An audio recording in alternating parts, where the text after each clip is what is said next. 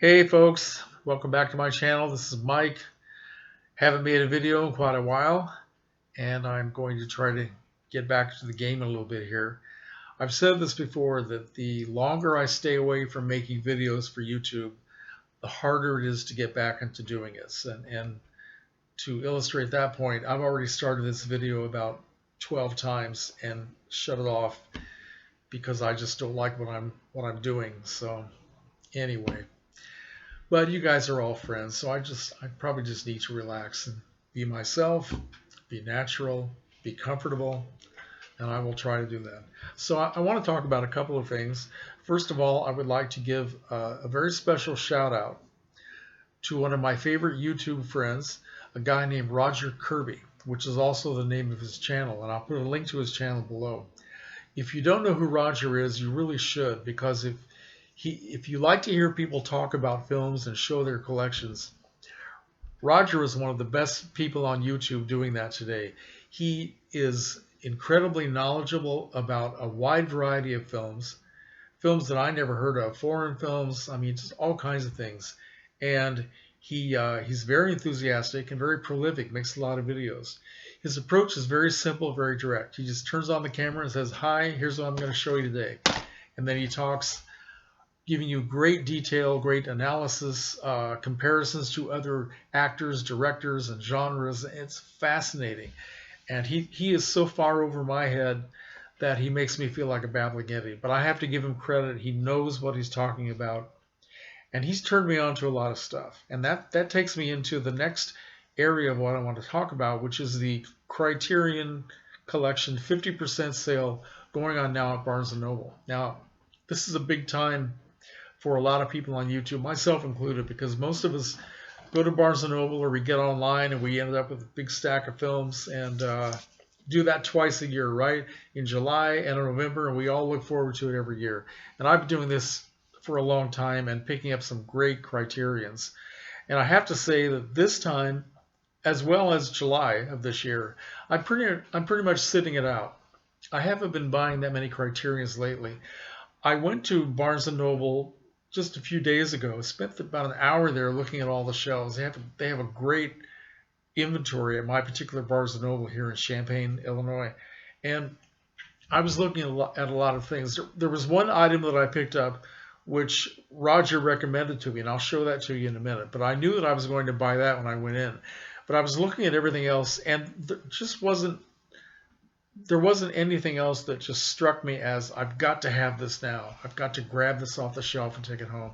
So I've decided to wait it out, and we'll see how things go later. And the second reason is that I have some other things, some other non-Criterion films and box sets that I would like to pick up this month. A couple of them related to film noir. Of course, this is also Noirvember, right? So we're all concentrating on watching film noir, and so that's kind of the reason why another reason why I'm not going to spend money on Criterion. Plus, inflation is eating me up; it's eating me alive like everybody else, and I probably need to cut down on everything. Will I? Probably not. Anyway, let me show you what I picked up. The title that I have that Roger recommended. I'm so glad he did. This is a film called Round Midnight. It's a French film from 1986.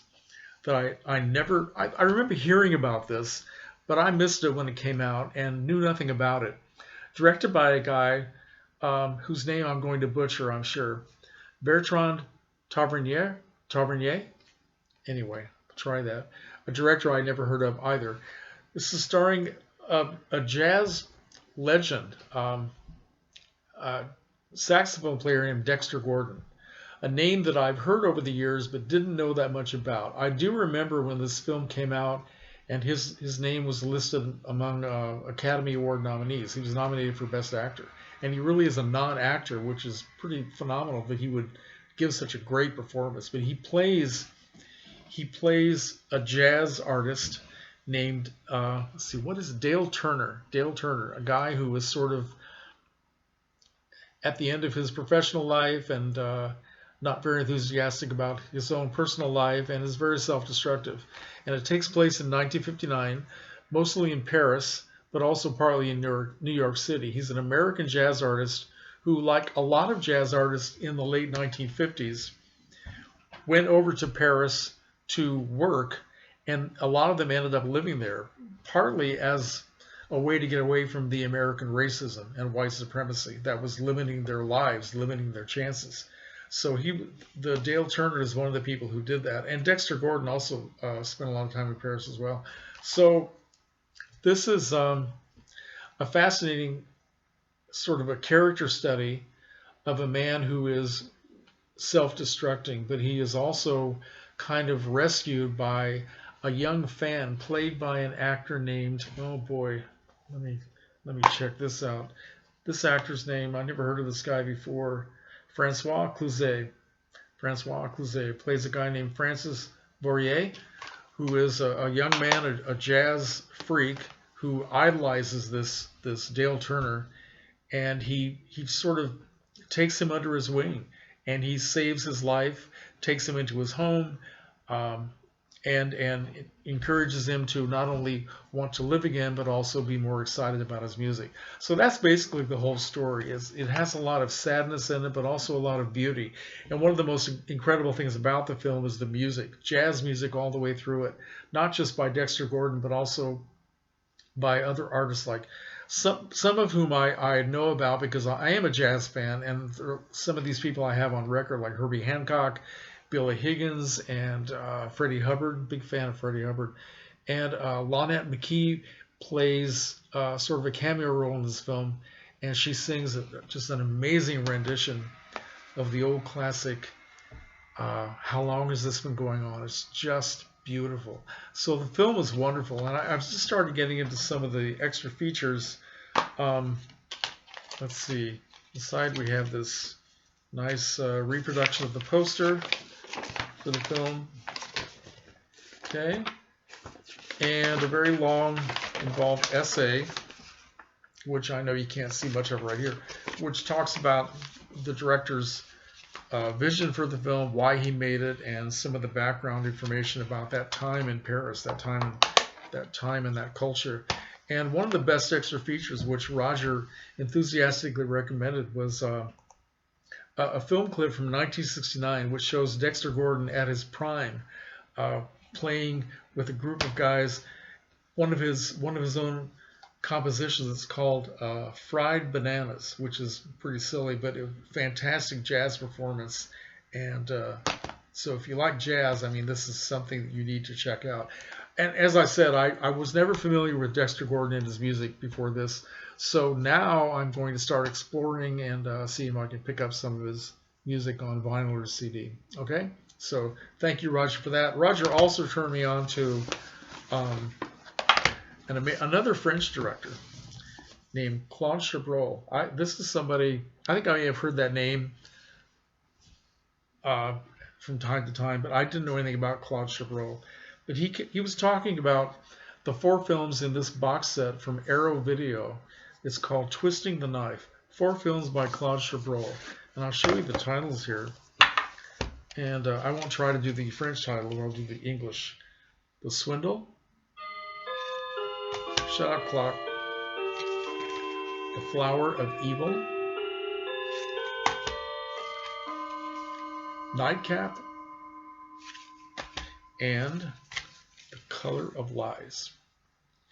Now, these films just blew me away. Now, partly the reason why I decided to go ahead and get this is because I had already, because Roger turned me on to Claude Chabrol, and I was curious. Before I spent a big bunch of money on this at Barnes & Noble, I decided to pick this up at one of the Kino Lorber sales. Okay, this is a DVD, The Champagne Murders. This is a film that was made in English, starring Anthony Perkins, Maurice Ronet, and Yvonne Furneaux. Now, I didn't really know what to expect. I think, from what I was hearing Roger say, and maybe I wasn't listening well enough, but I was expecting this to be sort of a Hitchcock-type thriller, right? And when I started watching it, I realized it was something different. And I was very intrigued. I wasn't quite sure what I was watching and how this was going to end up. When it got to the last part where the twist came in and the final scene, it just blew me away. And that's what made me, I mean, the final scene of the Champagne Murders is like nothing else I've ever seen in my life in any movie. The final scene just haunts me to this day. And I watched this again. This definitely required a second watch, and liked it much more the second time. So that encouraged me to finally go out, and I think there was a 50% off sale for Arrow at the time that I bought this, which was nice. And these movies are fantastic, and I need to watch all of these again a second time as well, because there's so much going on and so much detail, and I need to watch the extra features and the commentaries. There's also a nice booklet here which goes into great detail. So Roger gave me a great gift by telling me about Claude Chabrol. So I just wanted to say that. And once again, please check out Roger's channel and see what he has to offer. One final thing I want to talk about before I sign off here. Yesterday I made a video on my cell phone, and I was just doing it as an experiment to see how it would look in different parts of the house. I was kind of walking around different rooms, and I was just babbling like an idiot. I intended to upload it to YouTube as private.